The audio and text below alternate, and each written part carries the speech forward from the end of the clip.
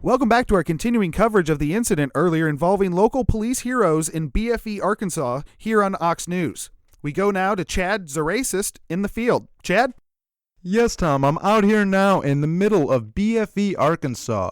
This thug was stopped exiting a local screening of Selma for, quote, making eye contact with a middle-class suburban mother and daughter, unquote. Police immediately pulled out their firearms and ordered him to lie face down on the ground, and when the thug refused, they were forced to discharge their weapons. That is when one officer is quoted as saying the thug then grew to 3, maybe 4 times his natural size and sprouted 8 arms to simultaneously steal all of the guns from these heroes in blue. More on the situation as it develops. Thank you, Chad.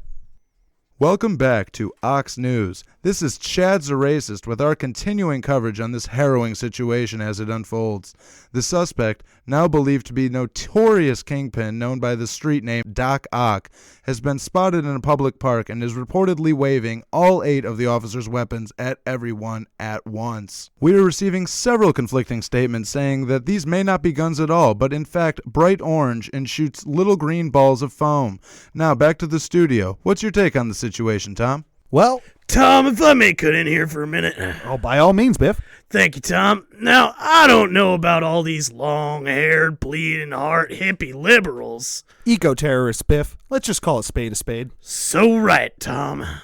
So as I was saying, I think it is disgraceful that someone would tie up police resources on something so frivolous as these clearly fake reports on what are essentially Nerf guns.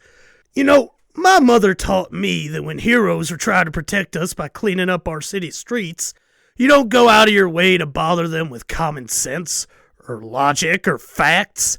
They have a very important job to do, and they need to keep their minds clear of such frivolous distractions.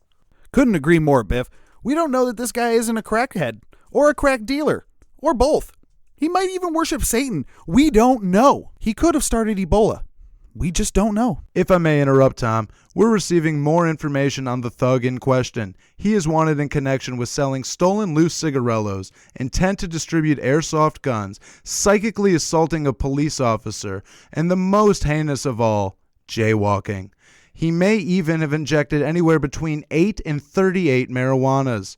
He's also reportedly a straight A student, which only goes to prove that he's a cheater, Tom. A cheater, pumpkin eater. Would that include a liar, pants on fire? I don't know, Tom, but I would venture a guess that they are, in fact, hanging from a telephone wire.